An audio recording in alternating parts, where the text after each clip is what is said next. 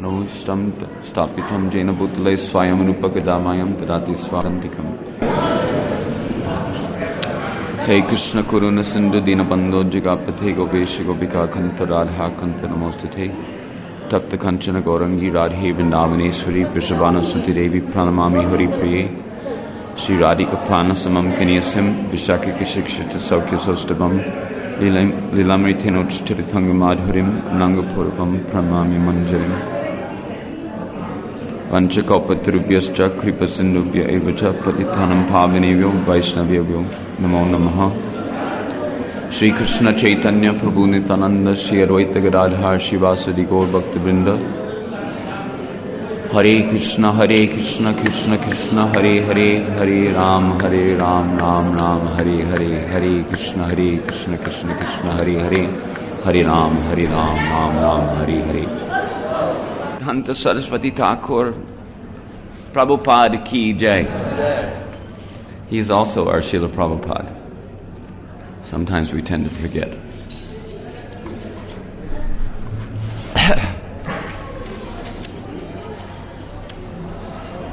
So, like Aindra Prabhu, I'm going to erratically present various topics of discussion as per, well, it may seem to be relatively erratic because of my lack of preparedness, but anyway, the subject matter of this discussion, which is largely comprising or comprised of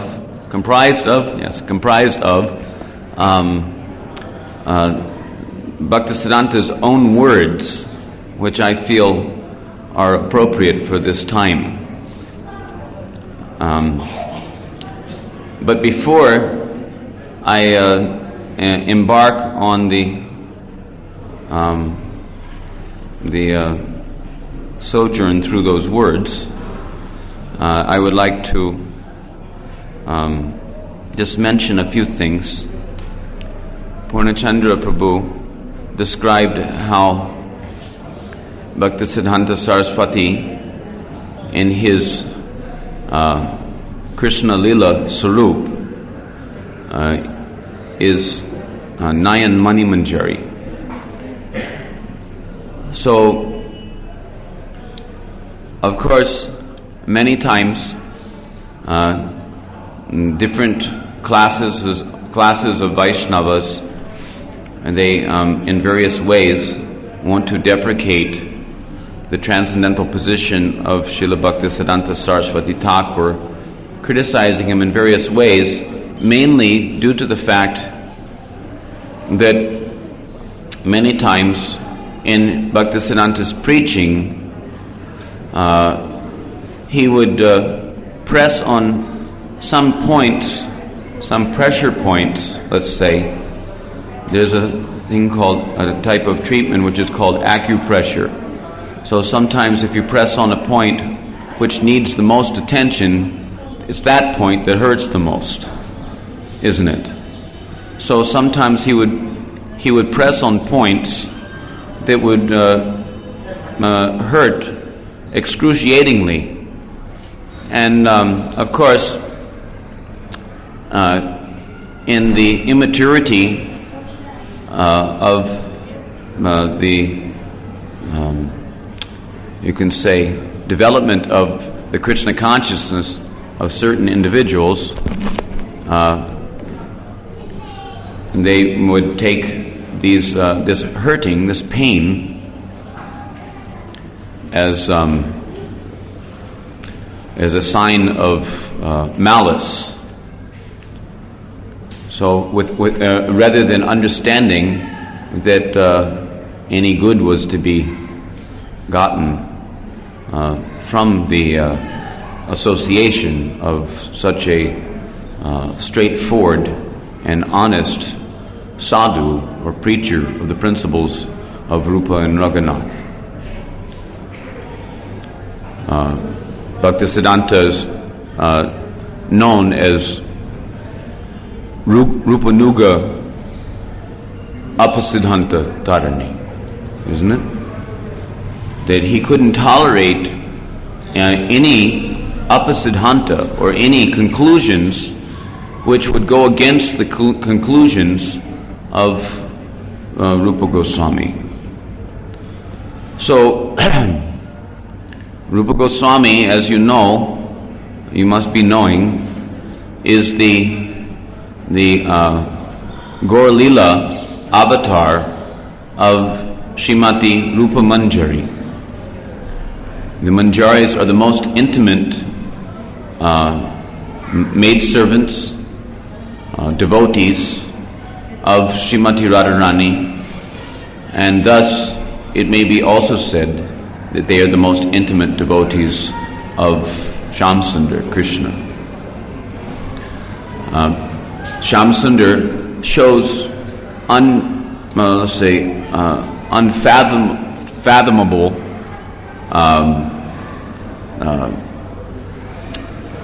mercy and special attention to the devotees who are 100% surrendered to the services of Srimati Radharani. You may remember an incident at Radhakund when Bhaktisiddhanta Saraswati and his disciples were visiting, and he was preaching also there. He held some classes there. But during that period of time, I will read an excerpt from one of those classes in a little bit. But during that time, his disciples and he himself were walking along the Radhakund Parikram Marg, and they saw the Maharaj of Bharatpur and his Rani doing Dandavat Parikram of Radhakund. So one of Bhaktisiddhanta Saraswati Prabhupada's disciples told to Bhaktisiddhanta that, oh, just see, they must be having great devotion for Radharani. And Bhaktisiddhanta Saraswati, as Purnachandra said, he would surprise his disciples sometime. So he explained that actually not so much devotion to Srimati Radharani. He said that there was a difference between their approach to Radha and Krishna and our approach to Radha and Krishna. They worship Radharani because she happens to be the favorite girlfriend of Krishna. So, therefore, they have to offer a little regard to Radharani, recognizing that fact. But their focus is on their aspirations to serve the lotus feet of Krishna. But as far as we are concerned, I'm paraphrasing a little bit because I can't remember the quote exactly, but as far as we're concerned, we will only have anything to do with that rascal, Krishna. He didn't say rascal, but I'm saying rascal. We'll only have anything to do with that blackish boy, Krishna, because he happens to be the plaything in the hands of Srimati Radharani. Something like that. So, it so happens that he's the necklace around Radharani's neck. So because we have everything to do with Radharani, inadvertently, you can say subsequently, or happenstantially, we have anything at all to do with that blackish, debauchee, Shyamsundar. So anyhow, in this he expressed that it is our supreme and bounden duty. You can say transcendental duty. It is not a duty as per the principles of Vaidhi, but it is not that the Rag Bhaktas are not dutiful. They are supremely dutiful. And the Manjaris, out of all the Rag Bhaktas, the Manjari maidservants of Srimati Radharani, and particularly and especially the Manjari maidservants of Srimati Lalita Devi, who has two principal maidservants. Rupa Manjari is her Mukhya Manjari, and Ananga Manjari is her Upa Manjari. So these two Manjari maidservants, to become the Dasi Anudasi of these in the matter of intimacy in the loving service of Shri Shri Radha and Krishna. It is the highest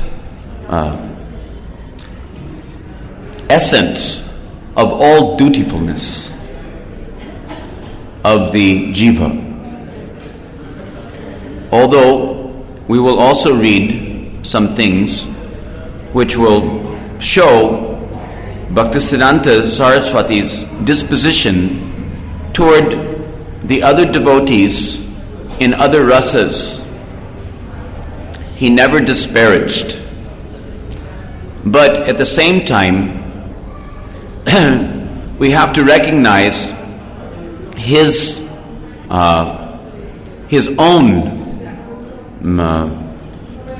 internal disposition, which very often comes out in his preaching, to the extent where no one can go away not understanding that Bhaktisiddhanta Saraswati Thakur is one of the greatest, most intimate maidservants of Srimati Radharani.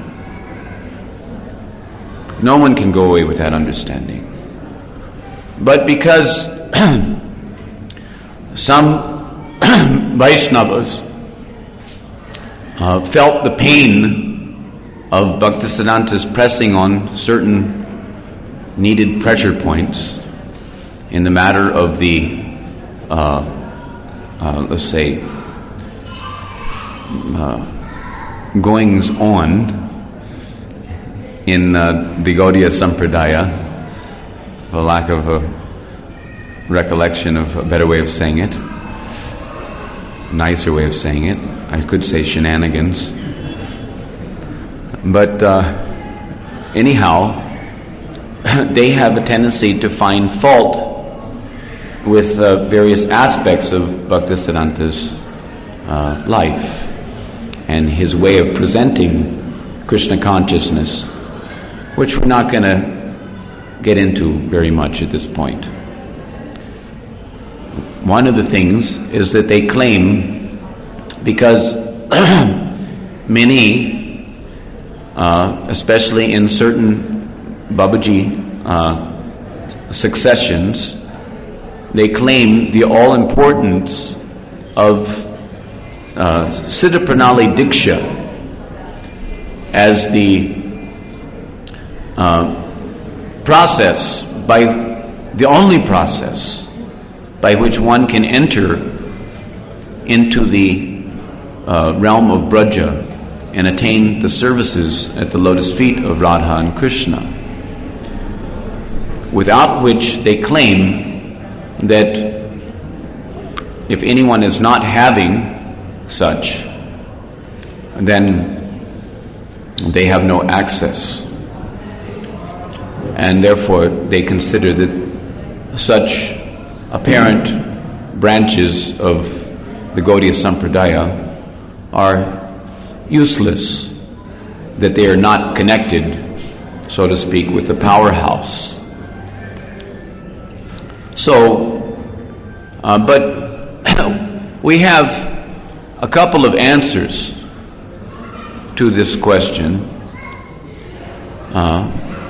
First of all, in the matter of the cultivation and also the preaching of the Rag Bhakti, which is preached. It is not that it is only something which is, mumbled privately to oneself in seclusion. But the principles of Sambandha, Abhideya, and Prayojan must certainly be preached. Because without preaching, without making it known, then how will anyone understand that it is there to be had, at the feet of the acharyas in our sampradaya? So it is not that Bhaktisiddhanta Saraswati Thakur didn't preach that the topic of the Rag Bhajan and all these things. Certainly he preached these things.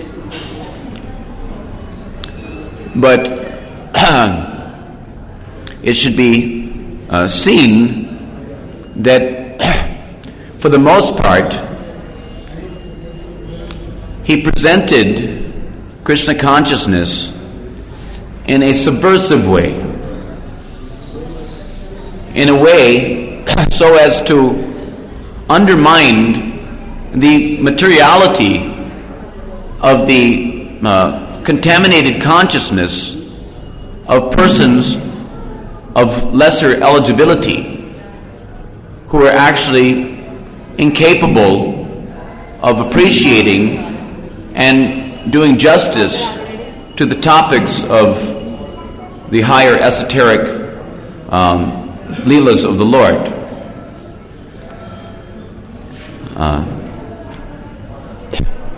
We should understand that when the Nitya Parikar of Radha and Krishna appear in this world, they do so by appearing in a disguised form.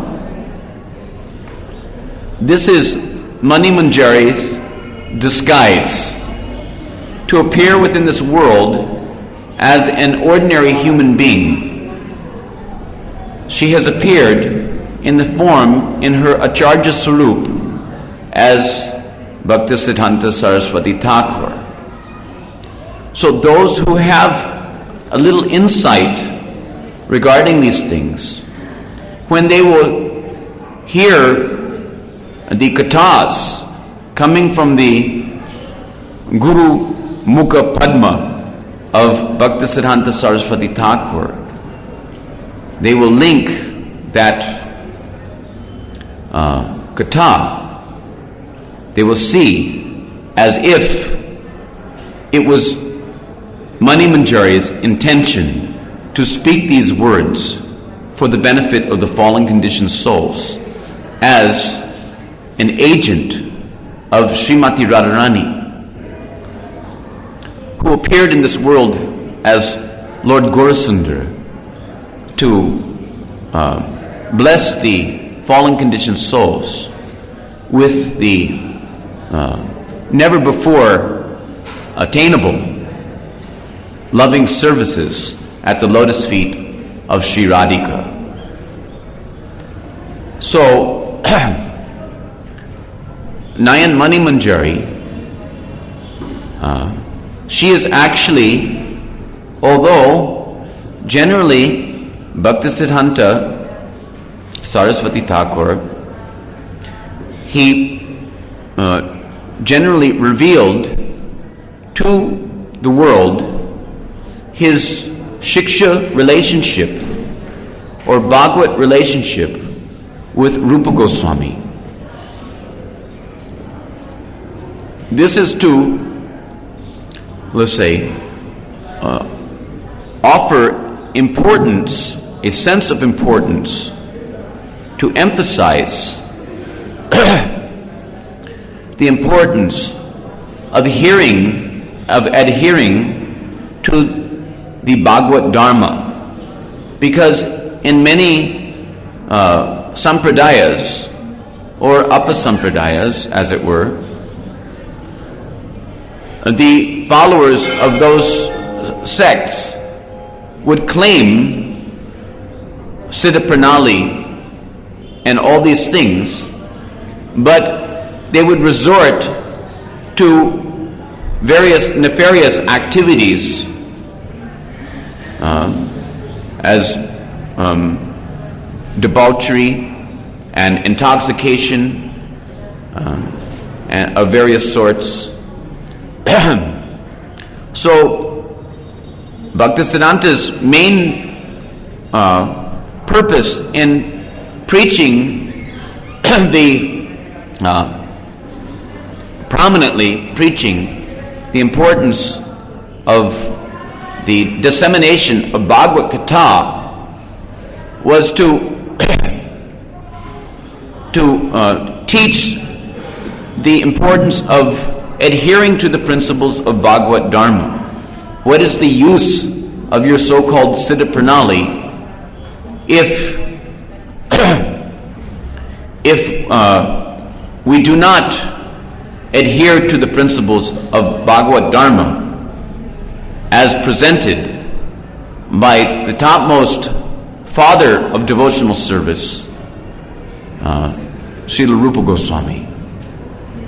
Without being Rupanuga Vaishnava, really no one can claim to be a perfect. In the present day, no one can claim to be a perfect Gaudiya Vaishnava without following the principles of Rupa and Raghunath. So Bhaktisiddhanta Saraswati Prabhupāda didn't reveal at that time his Diksha Pranali, but rather gave stress to the importance, just as our Srila Prabhupada has mentioned, that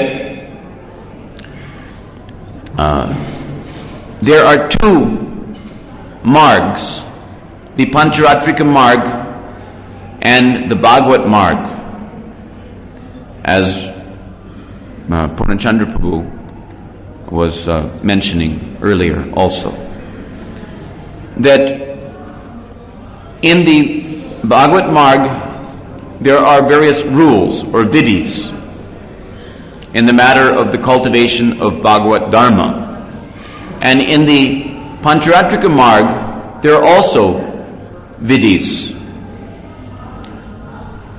So but if we are to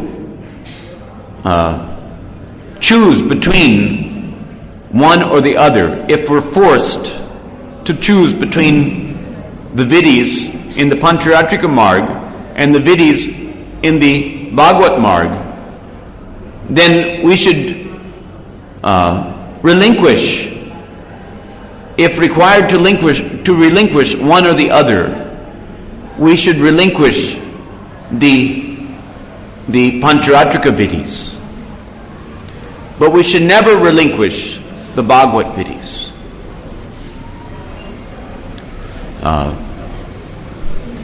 We should remember, always remember, that Maharaj Parikshit, he was not the Diksha disciple of Shukadeva Goswami. And Shukadeva Goswami was not the Diksha Guru of Maharaj Parikshit. But, in spite of that, it is mentioned by our Gaudiya Acharyas that Maharaj Parikshit is the example of one who attained perfection. He attained the highest perfection by hearing. And Shukadeva Goswami attained the highest perfection by chanting. It is mentioned like that. Although we understand Shukadeva Goswami also is the manifestation of Radharani's pet parrot. But there was another Shukadeva amalgamated, another personality. In other words, just like in the Gaur Lila, there are sometimes it is seen that in one Sarup, many different persons may be amalgamated. Amalgamated meaning that they're all residing, the various tattvas, various personalities, let's say, who are manifestations of various Shaktis of Krishna, are residing within one Sarup. We see that Drona and Dara, they merged in the Nanda Yasoda Sarup to have experience of the bhavas of Nanda and Yasoda. So similarly, there's a history which we're not going to get into, that there was a impersonal personality, Shukadeva. But Radharani's parrot was never impersonal. So it was the impersonalist who attained perfection. An impersonal a person who was a Brahmavadi, who was merged in that Sarup, who attained perfection. So we can see as simultaneous Sadhan Siddha and Nitya Siddha. So anyhow,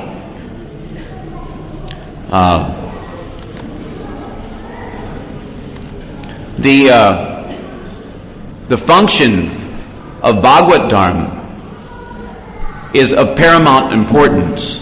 Therefore, Bhaktisiddhanta Saraswati Thakur practically exclusively propagated Bhagavad Dharma, and as you see on even our altar here, because his principle was followed by our Śrīla Prabhupāda,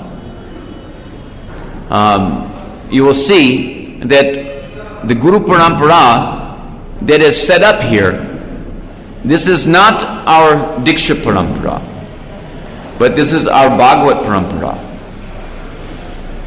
Even in the matter of worshipping the deity, the installation of our Krishna Balaram and Radha Shyam and Gaurnitai, Prabhupada told that the real installation was Hari Kirtan, Harinam Samkirtan. That was the real process by which they were installed. And in truth, it is the real process by which they are worshipped. The real process by which the Lord of all sacrifices, who has appeared as Sri Chaitanya Mahaprabhu, is worshipped in this age of Kali. What is that process? Nam Samkirtan, Hari Nam Samkirtan, not any Nam, but Hari Nam Samkirtan, Hare Krishna Nam Samkirtan, especially.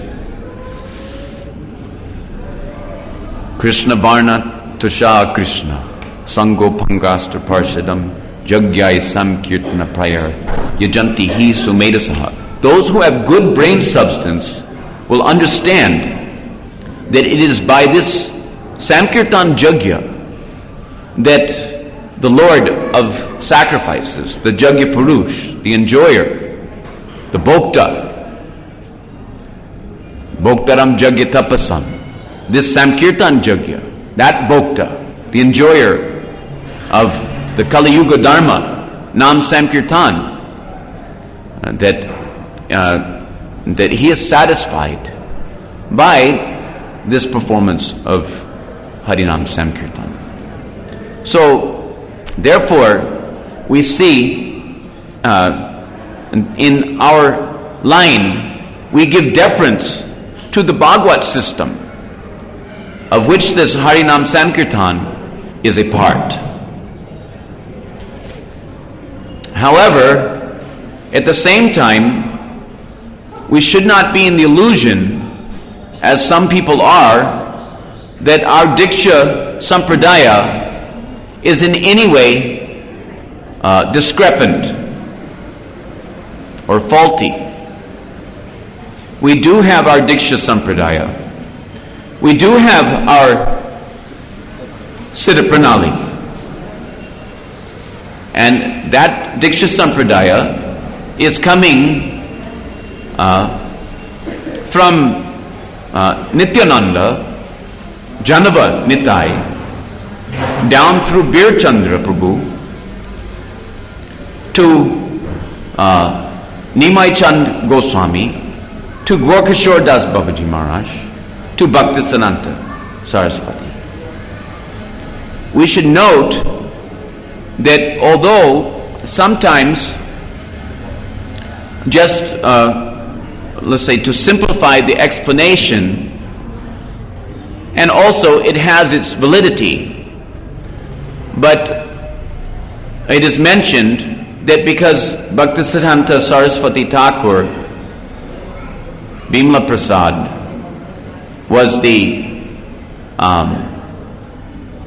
son of Bhaktivinoda Thakur, therefore there would be some impropriety in the son taking the Diksha from the father. But actually, the purpose as far as that goes, because actually there's no real impropriety, because Narada took Diksha from Brahma. And there are many, many, many other examples of fathers giving Diksha, giving the Diksha mantras to their sons. When we say Diksha, it means mantra Diksha. And when we say Diksha Pranali, or Diksha Parampara, or Diksha Sampradaya, without receiving mantra through Sampradaya, bona fide Sampradaya, then that chanting of the mantra will bear no fruit. Nishpala, no fruit. So, must be that if we're to have a bona fide Diksha, do you think that this ISKCON movement is just making a show bottle, Diksha program to dupe the followers into thinking that they're getting something, real, so as to solidify their faith until they find out that it's not real from the Babajis? So then everyone becomes, let's say, disturbed in their faith by hearing from certain Babajis. A few of them are there at Radhakund, who say that Bhaktisiddhanta's Sampradaya or the Saraswat line is invalid because they have no Diksha Sampradaya. Because when they look, if you will look at the pictures on the altar, you will see that, okay, legitimately speaking, we can say that we've taken our Diksha mantra. Diksha mantra means Gayatri mantras. So we've received our Gayatri mantras. I received my Gayatri mantra from Śrīla Prabhupāda. Prabhupada received his Gayatri mantram from Bhaktisiddhanta Saraswati Thakur. Bhaktisiddhanta Saraswati Thakur received his Gayatri mantram. Of course, there's some foolish people who enviously say that he also did not do that even. But we don't care for their so-called, the way they write the history books.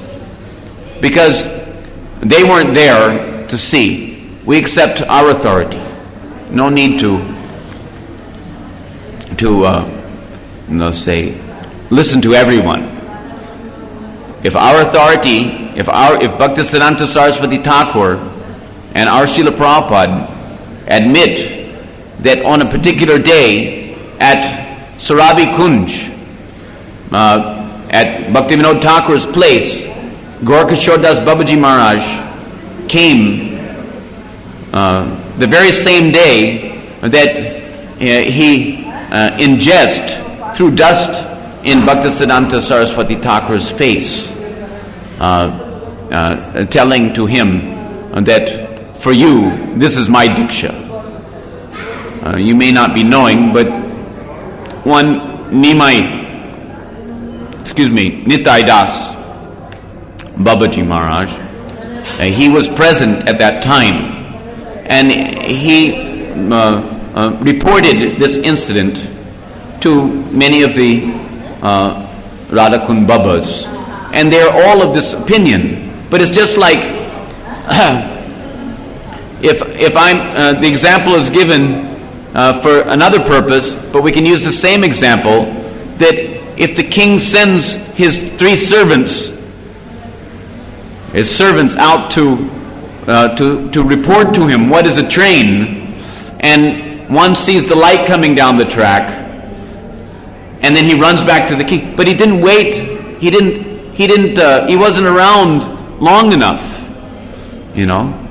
to see that later on, the train pulls into the station, and then he gets a clear idea of what's going on. So similarly, Nitai Das Babaji Maharaj, obviously, he saw this one incident, and he concluded that Bhaktisiddhanta Saraswati Thakur's claim to Diksha from Gaura Das Babaji Maharaj, that his claim is bogus, so he says, because throwing dust in the face is not a bona fide process of, giving Diksha.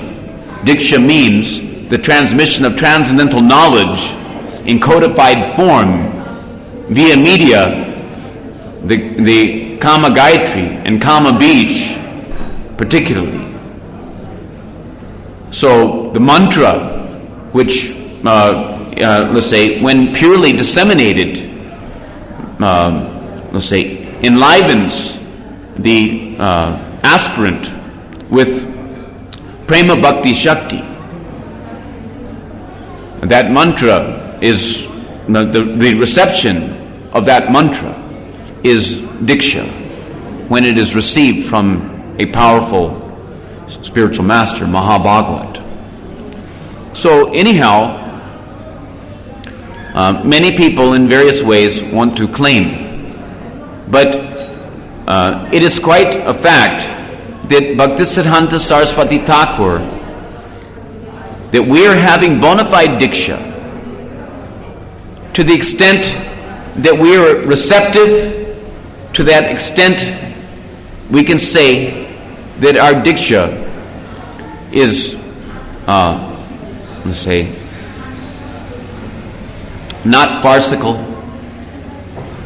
and to the extent that we are empowered, to that extent we can say that we have the adhikar to give the bona fide Diksha. As it is coming, the mantras are coming in an unbroken chain of disciplic succession from Lord Nityananda. So,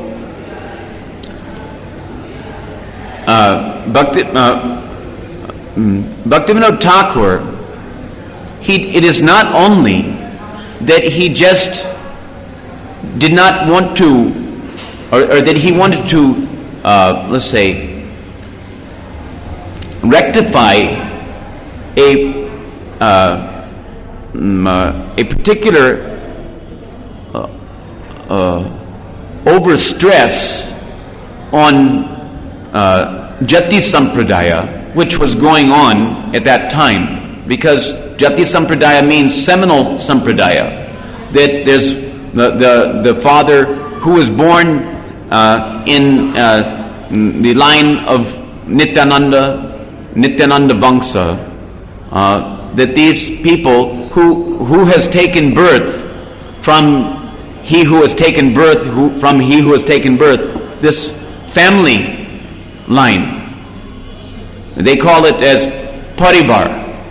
But we don't recognize, although that may also be valid to the extent that the power of the mantra and the purity of the individuals coming in that line, because it is a fact that the dissemination of mantram is not dependent on material time, space, and circumstance. So whether someone is a father or a son, that is immaterial. Whether he's father and son or whether he's not father and son, the dissemination of mantram, just like Nityananda disseminated the mantra to his son Birchandra, from whom we're getting our mantram. So it is not that just that because someone has whose father that he's the son of a Vaishnava, that he cannot receive mantra from his father, but to reverse the over stress on such external things. Because coming in the family line, the establishment of sampradaya as per seminal parivar, that is external thing. The internal thing is the power, the shakti, the bhakti shakti, which is coming in the form of the Shabda Brahman, which is disseminated via media mantra diksha. So that is as far as mantra diksha is concerned. So, but we should also mark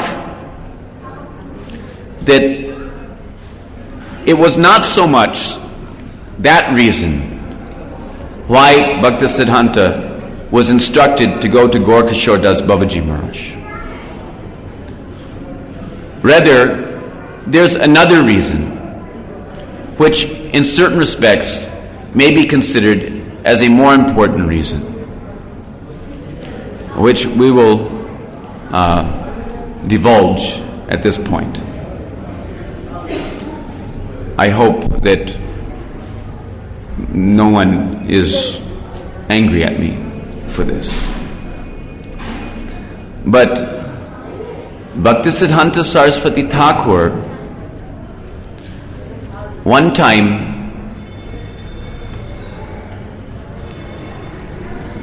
Bhaktivinoda Thakur's Diksha Guru, Bipin Bihari Goswami, came to Bhaktivinoda Thakur's house, and he placed his feet, as the Guru might do, on the head of Bhaktivinoda Thakur. And Bhaktisiddhanta Saraswati did not take that lightly. Bhaktisiddhanta Saraswati, Bimala Prasad at that time, he told off, telling that you don't know who is this person. He is not an ordinary person of this world, but he is a Nitya Parikar of Radha and Krishna. He is not a sadhaka who requires your blessings.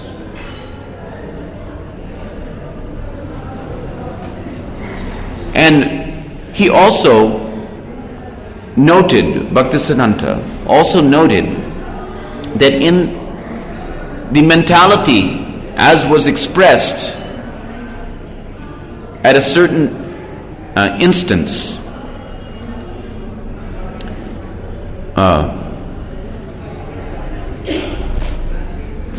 Bipin Bihari Goswami,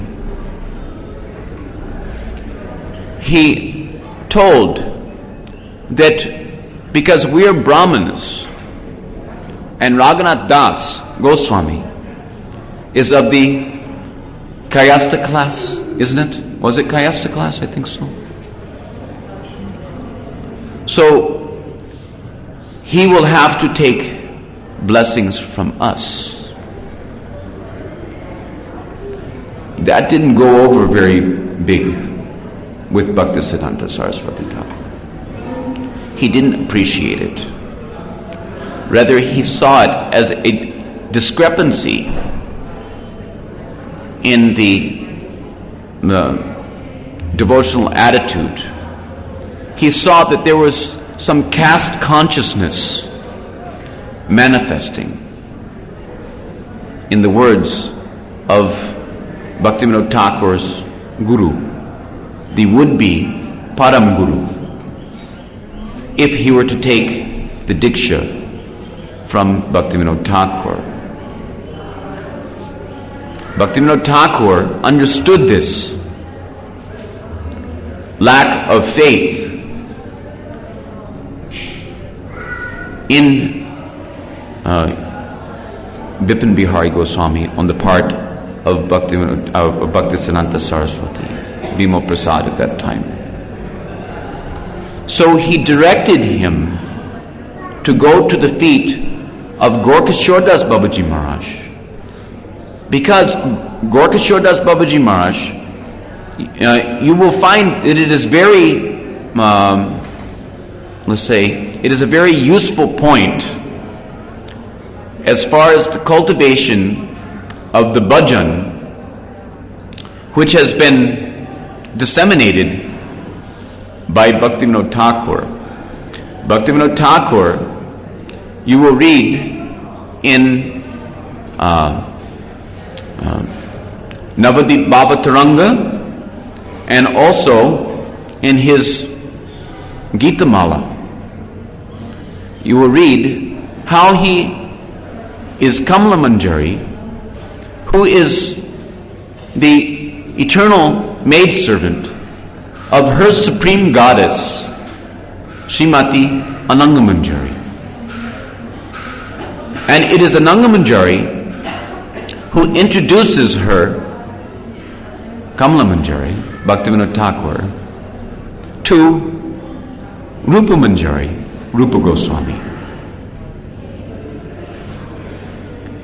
Kamala Manjari has two sampradayas, as do we. We have our Diksha Sampradaya and we also have our Bhagavad Shiksha Sampradaya. Kamala Manjari, or Bhaktivinoda Thakur, also has his Diksha Sampradaya coming from Nityananda through Ramchandra Goswami and down through Bipin Bihari Goswami to Bhaktivinoda Thakur.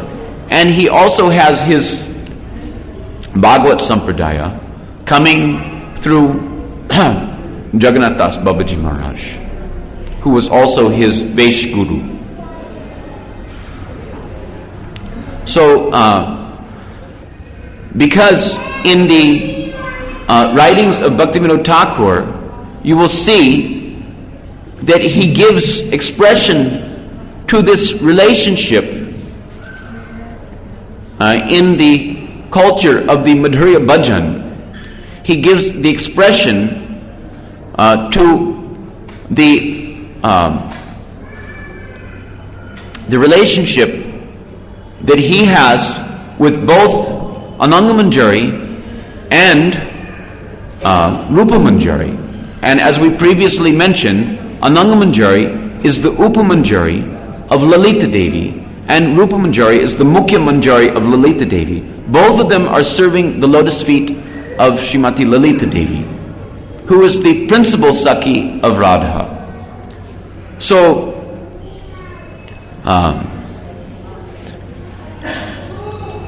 just as he shows in his teachings about the cultivation of this Madhurya Bhav, which he propagates in his writings, Bhaktivinoda Thakur, so similarly, it is quite appropriate for the Madhurya Bhaktas coming in the Saraswat line, in any of its branches, ISKCON being one of the branches of the Saraswat line. It is so appropriate that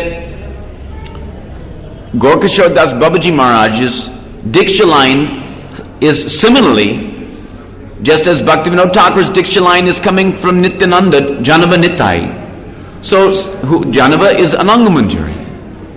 So similarly, Gorkishore Das Babaji Maharaj's Diksha Pranali is coming from Janava Nitai, not via the Ramchandra Dara, or the flow coming from Ramchandra, but via the flow coming from Birchandra Goswami.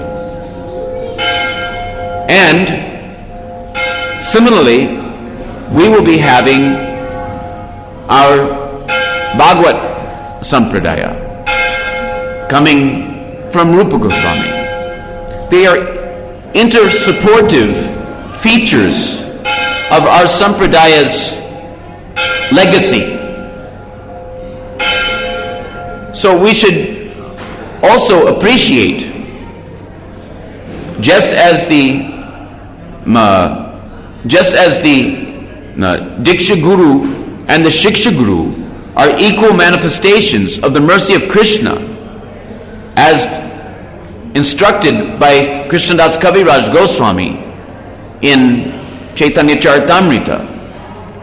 We should not in any way minimize the beauty and power of our Diksha relationship with Lord Nityananda and Janavadevi. That mantram, those mantram that we're receiving through our Diksha Pranali, namely the Gopal mantra and the Kama Gayatri mantra, these are, as mentioned by Dhyanchandra Goswami in his Gaur Govinda Archan Smaran Parati. Hare Krishna. Take it.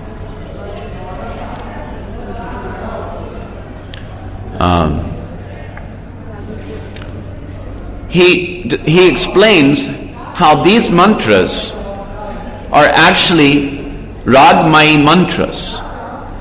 They have the power to transport our consciousness to the realm of Braja, to the feet of Brajendanandan Krishna, Shamsundar, and to the Nitya Sevas of the Nitya Leelas, the Astakalya Leelas of Sri Sri Radha and Krishna. As a matter of fact, Vishwanath Chakravarti Thakur, in a dream, he saw the revelation by the mercy of Srimati Radharani, who appeared in that dream and explained that this Kama Gayatri mantra is a mantra for worshipping me, Radha. This is a mantra for worshipping Radha. But it is a mantra for worshipping Radha in her relationship with her Krishna. So, those who have received the Kama Gayatri mantra in our disciplic line, coming from Srimati Janavadevi, who is none other than Ananga Manjari, who is the topmost maidservant of Srimati Radharani. She is the younger sister of Radharani, and the topmost among all the Manjaris, including Rupa Manjari, Rati Manjari, who was Raghunath Das Goswami, Mani Manjari, and Guna Manjari. All these Manjaris, they serve going along with Ananga Manjari in the Nikunja Sevas of Radha and Krishna. Ananga Manjari is the Madhurya Sarup of Adi Guru, Sri Baladev. So, in our line, the mantram that we receive, especially the Kama Gayatri mantra and Gopal mantra, and Janavadevi also introduced the Gaur mantra, Gaur Gayatri. She introduced these.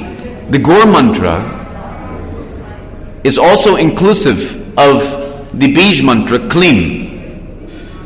This mantra is described by Dhyanchandra Goswami as being capable of fulfilling all desires.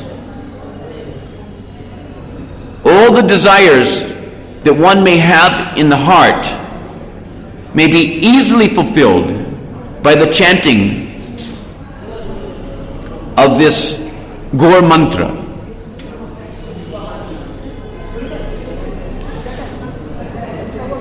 So, if one desires to eternally serve in the land of Braja, the lotus feet of Sri Sri Radha and Krishna, that desire can be easily fulfilled by the chanting of the Gaur mantra. And also, Hare Krishna mantra, Hare Krishna, Krishna Krishna, Hare Hare, Hare Rama, Rama Rama, Hare Hare. That mantra bestows the attainment of the Braja Leelas. You cannot attain the Braja Leelas without having a Braja Sarup, please. It is by this Nam Sankirtan that one can easily cross beyond all the difficulties of material entanglement and attain the realization of the eternal intrinsic Sarup in the land of Braja. It is not so difficult thing. Only we have to cry out for the mercy of Guru and Gauranga. So anyhow, I just wanted to mention one thing, because Nayan Mani Manjari, just as Kamala Manjari, Bhaktivinoda Thakur as Kamala Manjari, her supreme goddess is Ananga Manjari. So similarly, Nayan Mani Manjari, her supreme goddess is also Ananga Manjari. One time in Calcutta at the Bagh Bazar Math, Bhaktisiddhanta Saraswati Thakur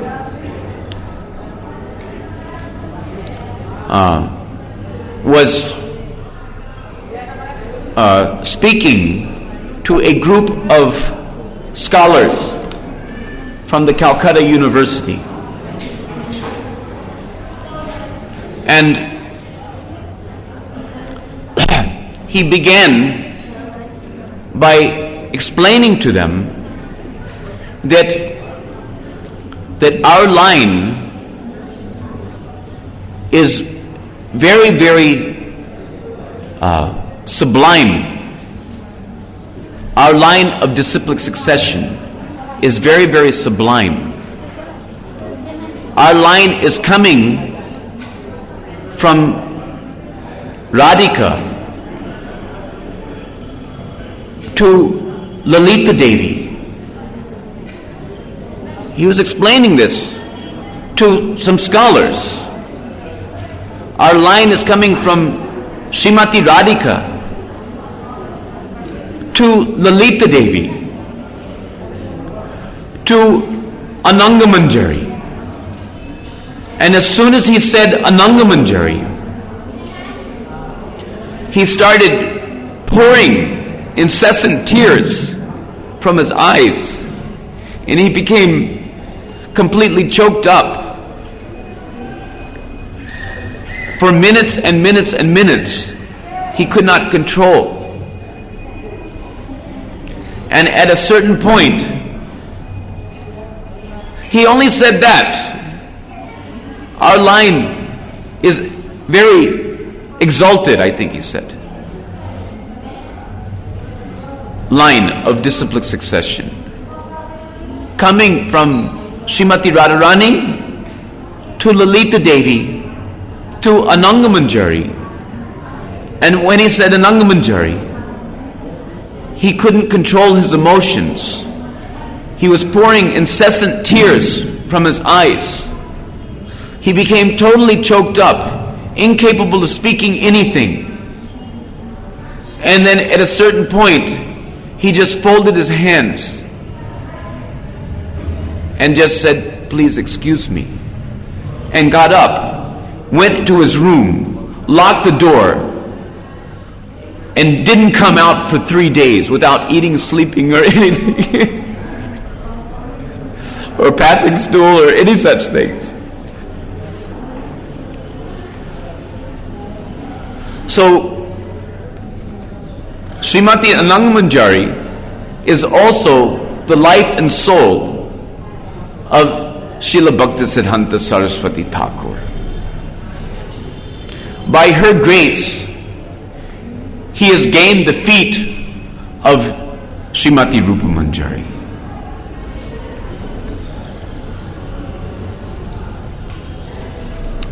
So, anyhow, so we should never underestimate. We are graced by the power of our Diksha Pranali and also our Bhagavad Sampradaya. Both that have their power. Both are equal manifestations of the mercy of Lord Chaitanya and Lord Nityananda. So we should not underestimate, we should not deprecate or disparage or in any way slight the power of our Diksha Sampradaya and the Diksha Mantram that we've received through that Diksha Sampradaya. Diksha Sampradaya means that Sampradaya through which the Mantram have been passed from mouth of the Guru to the ears of the disciple, to the ears to the successive disciples. In this way. This is called Diksha Sampradaya. And Shiksha Sampradaya, Bhagavad Sampradaya, is the Sampradaya through which the Bhagavad Siddhanta has been preserved and disseminated, intact. So, in this way, we should understand. Nayan Manimanjari, she is a beautiful Kishori Gopi, 12 years, 3 months, 15 days old. That is her eternal age. She has a bodily luster. The color of her body is pinkish. Śrīla Prabhupāda also has told that his bodily color in his spiritual swarup is Gaur Raktha, which means that it is golden with a reddish hue, reddish highlights. So, Bhaktisiddhanta's bodily color, perhaps this is why he turned Vivarna, whitish and then reddish, pinkish, because it was coming out, shining through. Anyhow, but and her nature, as almost all of the manjaris in the line from Ananga Manjari are Vama Madhya. Ananga Manjari is also Vama Madhya. Vama means contrary, Madhya means intermediately so. Prakara means harshly so. And Mridvi means very soft. So, just like Radharani is Vama Madhya, so she has the capacity to sometimes be a little harsh when she needs to be, and she can also be soft. So that is the beauty of the Madhya position. And so Kamala Manjari is also Vama Madhya. Bhaktivinoda Thakur in his Manjari Sarup, and Bhaktisiddhanta Saraswati Thakur is also Vama Madhya, and by his grace I hope that I may also become Vama Madhya, so that I can sometimes be a little harsh when necessary.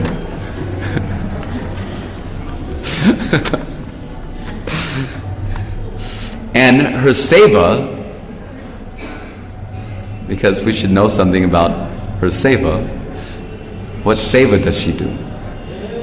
Just like Kamala Manjari, Bhaktivinoda Thakur's seva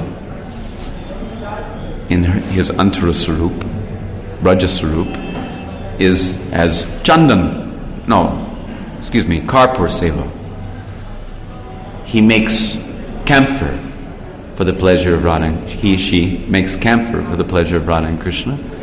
So, also, Bhaktisiddhanta, in his Braja Madhurya Sarup as Nayan Mani Manjari, what does she do? She does Alakatak Seva. That means that she paints the soles of the feet of Srimati Radharani with lac.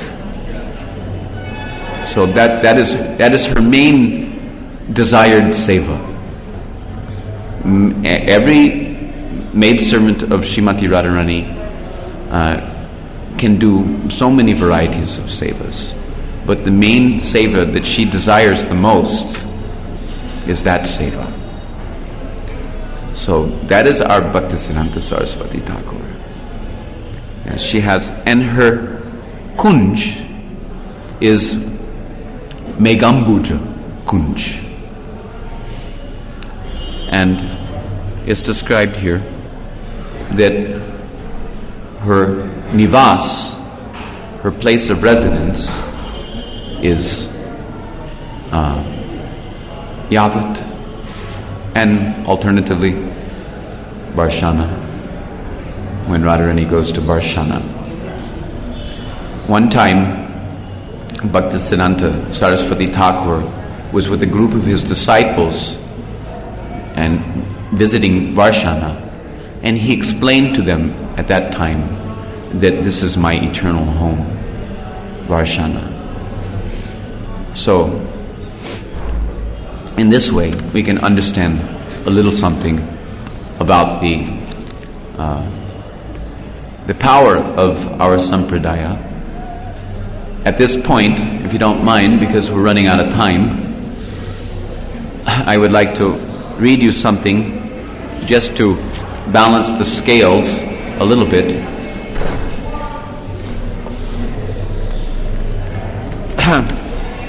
Which is, you can find this is a quote from Bhaktisiddhanta Saraswati Thakur.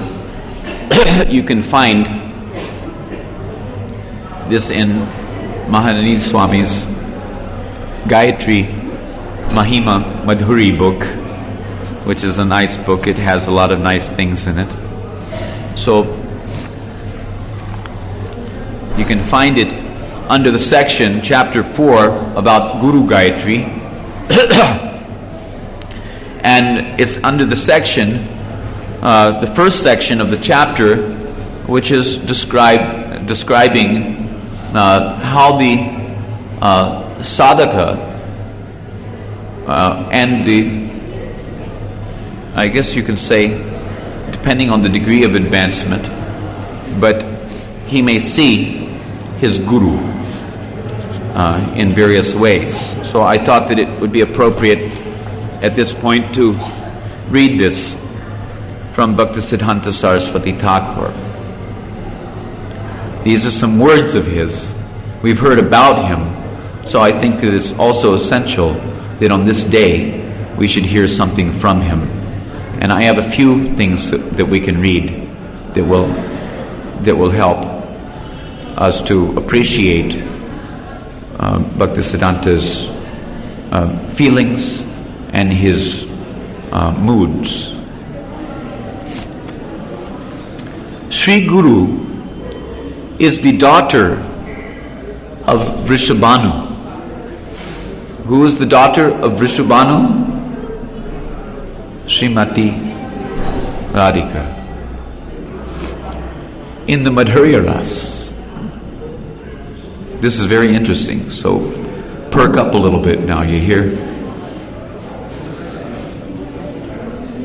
There are different ways in which different persons whose faculty of spiritual consciousness has been aroused judge about their own requirements. I've read this before, but I read it one time before on Śrīla Prabhupāda's appearance day, just so that it may be seen in relationship to our Śrīla Prabhupada. But now we can also simultaneously we can see in relationship to our Śrīla Prabhupada and to our Śrīla Bhaktisiddhanta Saraswati Thakur Śrīla Prabhupada as well.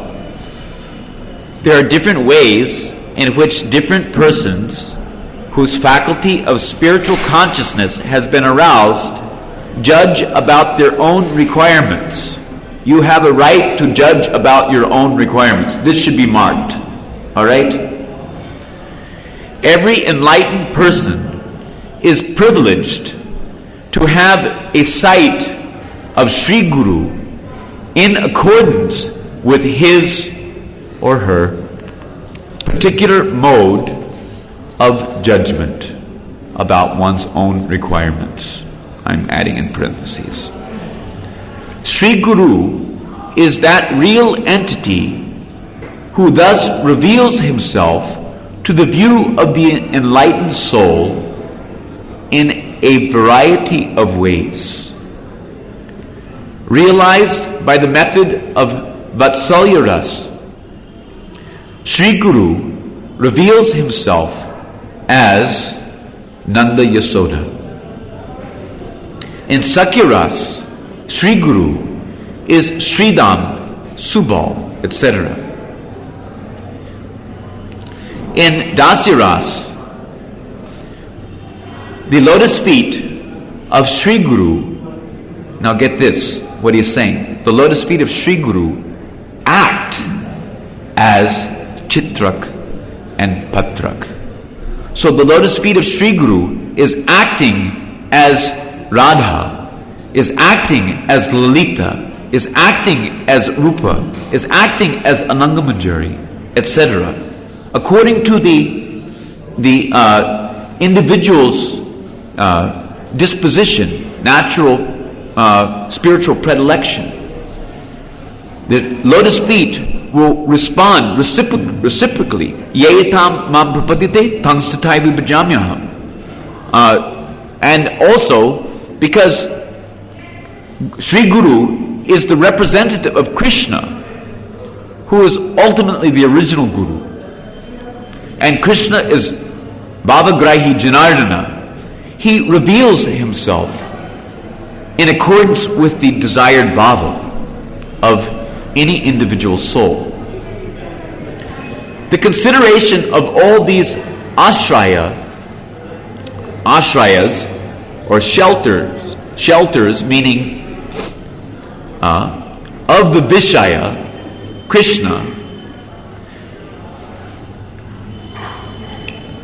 arises in the heart while progressing in the service of Sri Guru.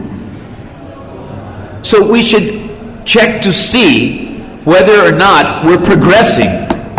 In other words, our service to Sri Guru should and really ultimately must be progressive.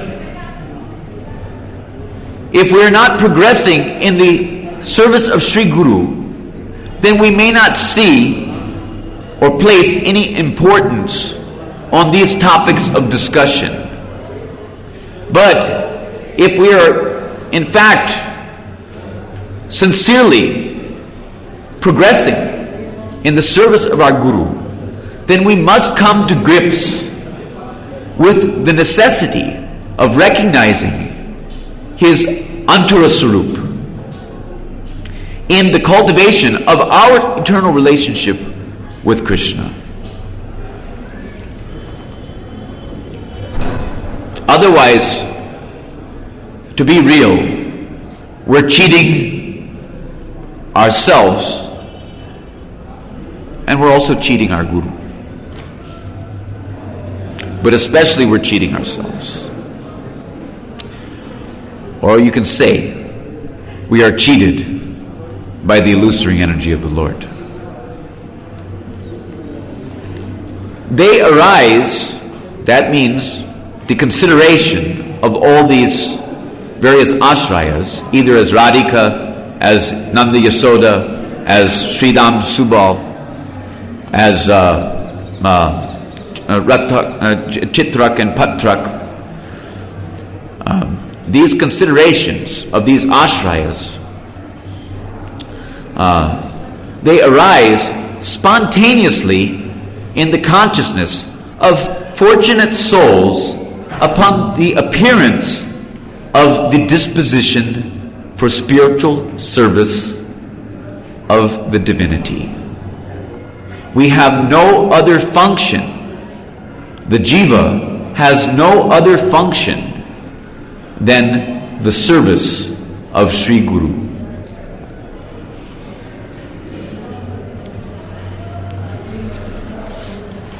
So that is quite an important point of discussion, because sometimes we see that those who are, I guess you could say, better known as Gopi Bhavakas,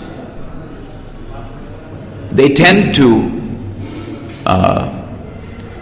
try to cram the Madhurya Ras down everybody's throat without, let's say, having any consideration for the fact that different devotees may be having different spiritual dispositions. That was one of the main faults, the Prabhupada saw in the Gopi Baba club. In one conversation, he was saying, "What's wrong with Nanda Yasoda? What's wrong with, Subal? Why only go this? As if this is the only thing that our sampradaya is offering." But it should be noted that this is the highest thing that our sampradaya is offering. It's not that, we slight as if we're, say, boycotting the highest esteemed, sarup of our sampradaya. But rather, sometimes it is shown just to, help the devotees to appreciate that they can get the highest thing at the feet of our Guru Parampara. If that is not shown, then there may be some discrepancy on our part in the matter of, let's say, the followers losing faith and going hither and thither to, let's say, fulfill their spiritual aspirations in various ways. So, when we hear these things, we should hear them as if they're special messages. At least it's a good thing, To hear them as if the Acharya is presenting them, that is also good.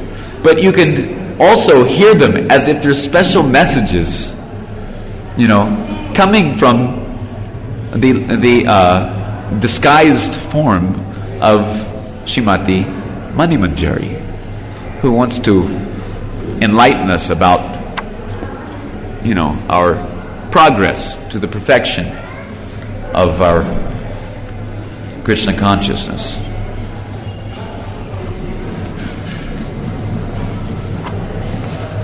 I was going to read some from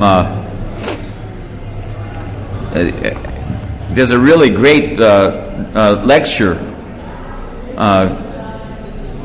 given by Bhaktisiddhanta Saraswati Thakur. What is it? Yeah?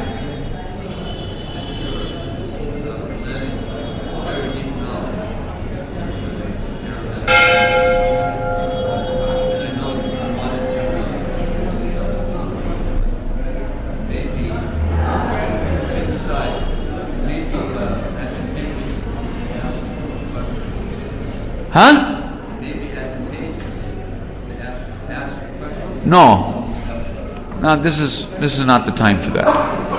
Thank you. No, because then we only have a half hour left, and I want you to hear more from Bhaktisiddhanta Saraswati Thakur. So here's an answer, a very nice answer to a question. So I'll pose the question, and then we'll give the answer, because just to save time, and so to keep it in line with our course of discussion as well. Sometimes we hear that at Radhakund, Bhaktisiddhanta lectured on, what was it? Was it Ishopanasad or? Huh? Ishopanasad, right? He lectured on Ishopanasad. And all the Babajis, they became a little nonplussed, so to speak. Because they thought that here is a great, highly elevated Mahabhagavad Rasik Vaishnava, Acharya, in the Gaudiya Sampradaya. We should be able to get some nectar from this man.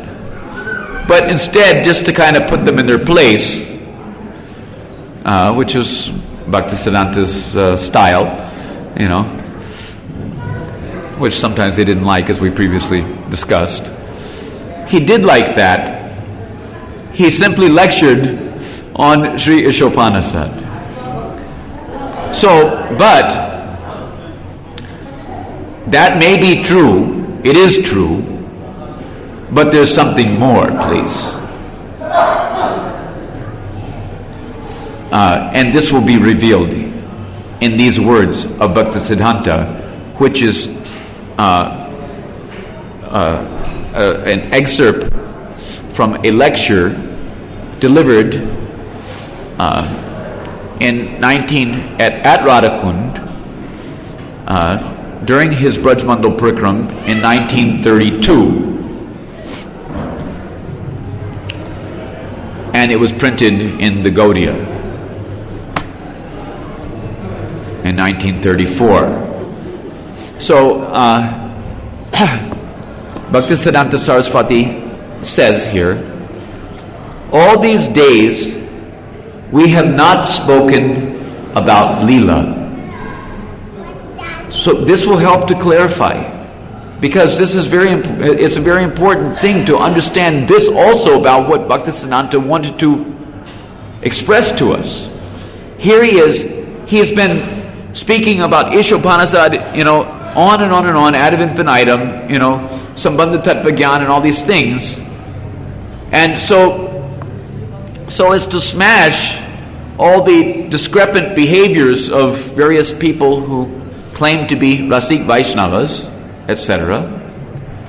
But now he's going to enter into something which we should all very, very carefully note. Why? All these days I have not spoken about Leela. Why? Because, this is why. Because this is our most confidential asset. This is our only sadhya. But one should not make the mistake of thinking that anartana vritti is the prayojana. Anartana vritti is not the goal, in other words, what he's saying. Anartana vritti is an indirect means to the goal. Anartana vritti in of itself is also not the direct means to the goal. So he will explain. One thinking like this will never enter into artha pravritti. For this reason, this is Bhaktisiddhanta Saraswati Thakur, during this same group of lectures, please, I will begin speaking about Astakaliya Lila. Please, don't think that he never spoke. He spent so much time until all those who perhaps lacked the sincerity drifted away. Then he began speaking. For this reason, he says, one thinking like this, that anartana vritti is our only business, our only goal of life is to become freed from our anarthas. One who makes that as the goal of his life, he will never enter into artha pravritti. For this reason, I will begin speaking about Astakaliya Lila. I know that you are not ready to hear it. Listen to him. Bhaktisiddhanta Saraswati Thakur is telling, I know that you're not ready to hear it. Still, for this reason, I will begin to speak about Astakaliya Lila, even though you're not ready to hear it. But we should know such a transcendental idea exists within the realm of devotion. This is why anartana vritti is essential. After the realm of anartana vritti is artha pravritti, pure conjugal service to Radha and Krishna. This is transcendental reality. If we do not know of this transcendental realm, then all of our efforts may end in nirvasheshvad. You know what is nirvasheshvad? Impersonalism. If we do not know of this realm, if we do not know of the Astakaliya Leelas of Radha and Krishna, if we do not know of the pure conjugal service to Radha and Krishna, if we do not know this transcendental reality, then all of our efforts may end in nirvasheshvad. Do not let your days pass in trying for anartana vritti. Do not let your days pass in trying for anartana vritti. Artha pravritti is also necessary. Anartana vritti is necessary until artha pravritti has not perfected. But what is the word he uses? Until artha pravritti has started. Not until it is finished. Anartha-nivritti is necessary until Artha Pravritti has started. When Artha Pravritti is present, then Anartha-nivritti becomes unimportant. Artha Pravritti becomes prominent. So this goes along with a previous discussion that we had concerning the importance and you can say,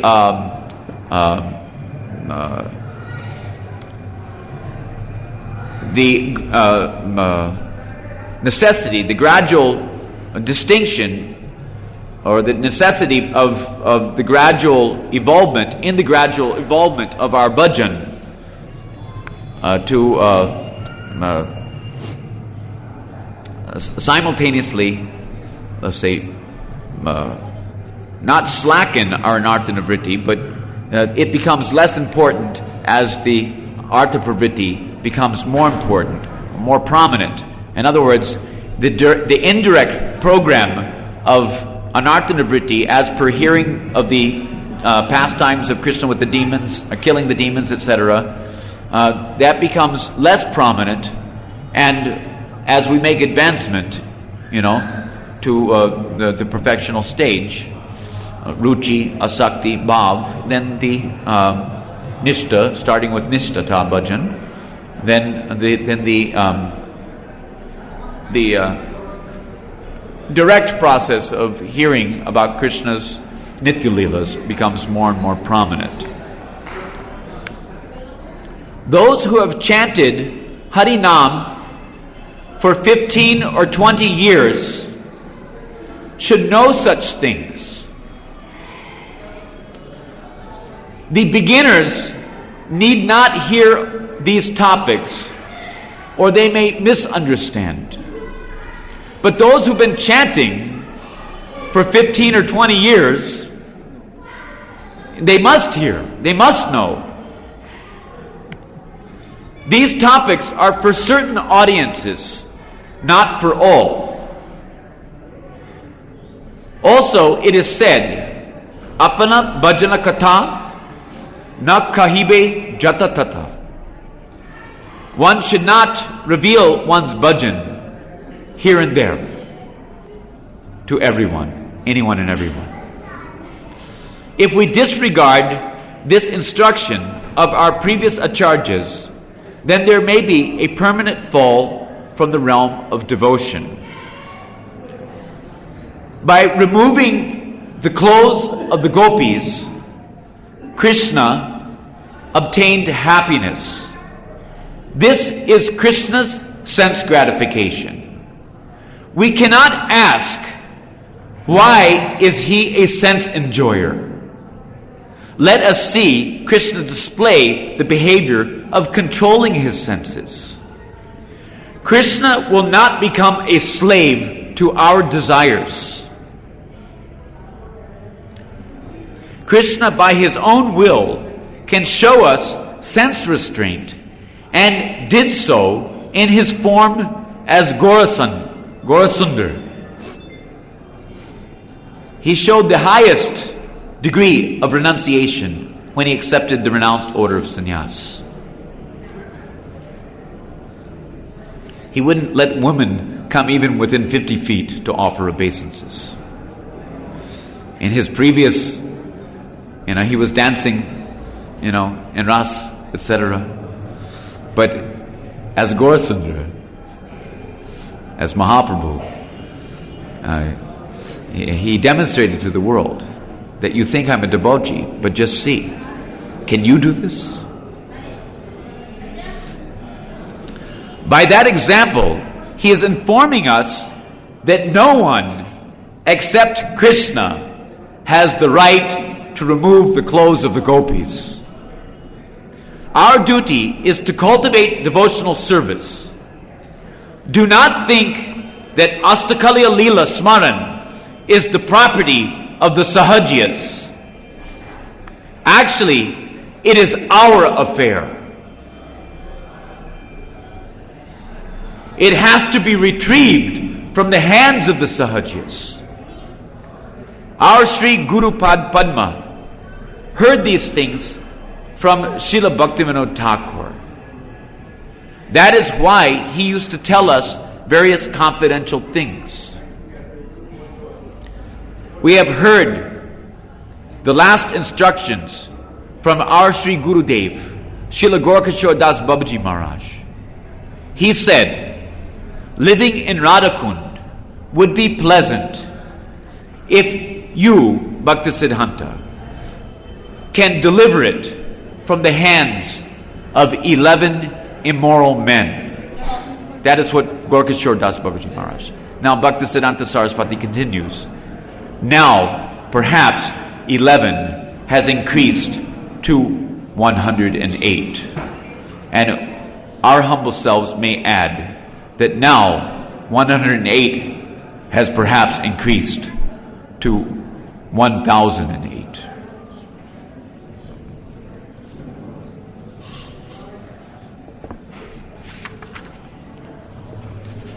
So anyway, I'm just going to read the first paragraph or so of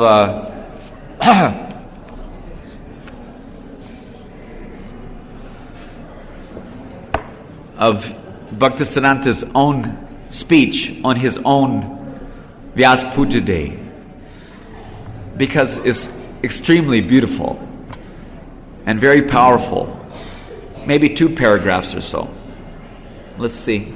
And then I want to read something also from an essay by Bhaktisiddhanta Saraswati Thakur, just a few paragraphs, called What is Gaudiya Math Doing? I hope we have time. This is Bhaktisiddhanta speaking at his Vyas Puja. We have taken upon ourselves the responsibility of welcoming this grave charge. Everyone in the audience has accepted an ordinary seat. I alone have been provided with a lofty sitting place.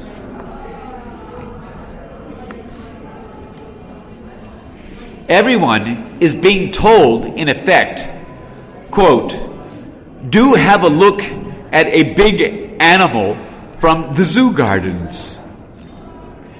What arrogance! So foolish, so wicked. Have you ever seen such a big brute? Garlands of flowers have been put around his neck. What laudations! What bombastic, long-drawn, and hyperbolic adjectives! And how complacently, too, he is listening to the praise of his own achievements. How intently and with his own ears. He also evidently feels delighted in mind. Is he not acting in plain violation of the teachings of Mahaprabhu? Can such a big brute, so selfish and insolent, ever be reclaimed from such brutishness? I happen to be one of the greatest of fools. No one offers me good advice on account of my arrogance. Inasmuch as nobody condescends to instruct me, I place my case before Mahaprabhu himself. The thought occurred to me that I would make over the charge of myself to him and see what he would advise me to do in the matter of accepting Guru Puja or Vyas Puja. Then Sri Chaitanya Dev said to me, whosoever you meet, instruct him regarding Krishna. By my command, be Guru, deliver this land. In this you will not be obstructed by the current of the world. You will have my company again at this place. In these verses, it is to be found the proper explanation of the apparent inconsistency noticed above. He whose only teaching is humility, greater even than a blade of grass, said, "By my command, be Guru, save this land, deliver the people from their foolishness." Now whomsoever would happen to hear these words would naturally protest with folded palms joined. "But I'm really a great sinner. How can I be Guru? You are Godhead Himself, the teacher of the world. Only you can be Guru." To which Mahaprabhu replies, "In this you will not be obstructed by the current of the world. You will have my company again at this place. Therefore, in this case, in telling others about Krishna, there's no risk of forgetting Him." So anyway, that's what I'm going to read from that one, because there's only a few minutes left. And I want to read this. But you can understand the drift. Who has right to be Guru is he who is 100% surrendered. Oh, there's one other thing.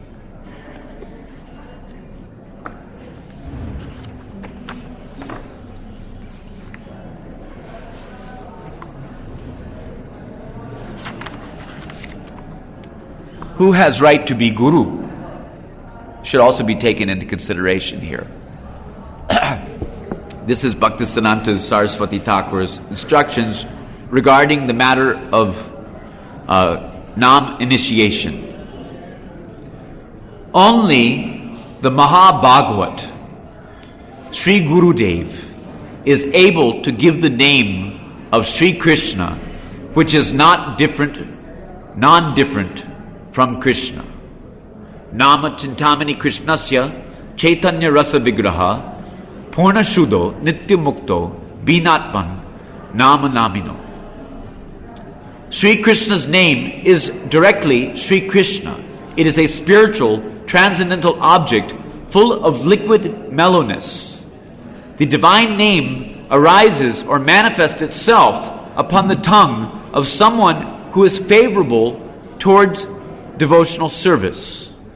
So one might ask this question at this point, interjecting, how favorable is favorable? How favorable does favorable have to be before favorable is considered favorable enough?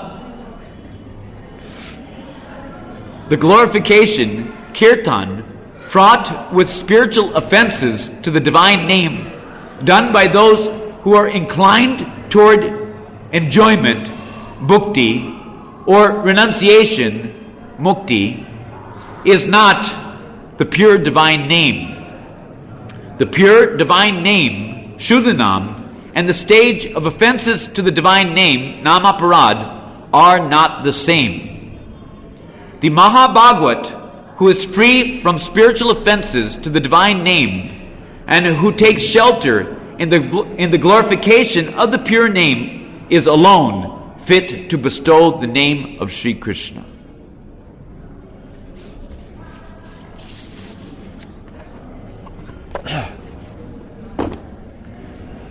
Just in case anyone was wondering.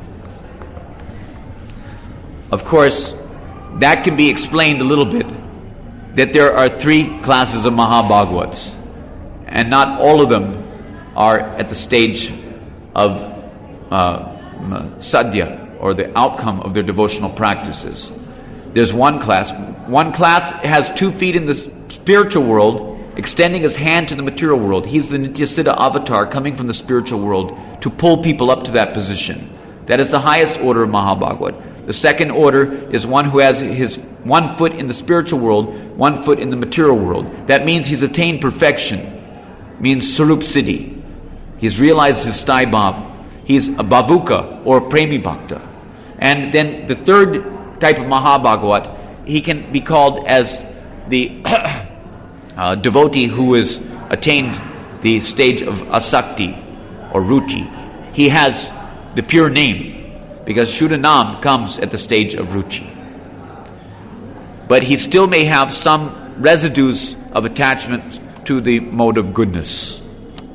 as was the case of Narada in his previous life as the son of a maidservant. He's the example given in the Sandarbhas as such a Mahabhagavat. In Kali Yuga, there is no other dharma except uttering the name of Krishna. Taking the name in whatever place, whether eating or sleeping, irrespective of time, place, or person, all is fulfilled. Whomsoever thou meets, instruct him about Krishna by my command, be Guru, and save this land. There is no other dharma of the jivas except kirtan, singing the names of God.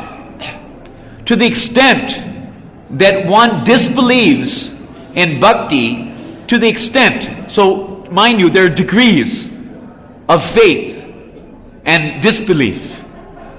To the extent that one disbelieves in bhakti as denoted by kirtan of the holy name, in other words, those who think that all wants cannot be fulfilled by doing Harinam Sankirtan, to that extent, such people are Nastik or atheistic.